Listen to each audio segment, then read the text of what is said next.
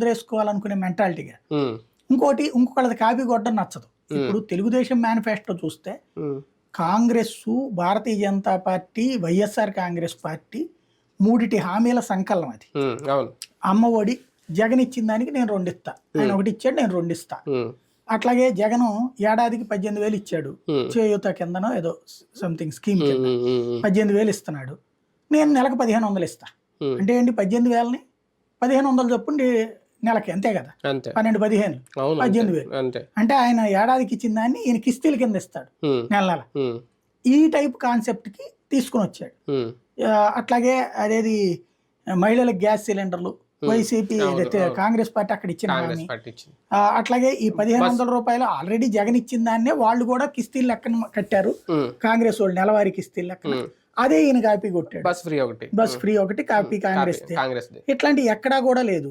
నేను అనుకోవడం bus free ఇస్తాడని నేను అనుకోను.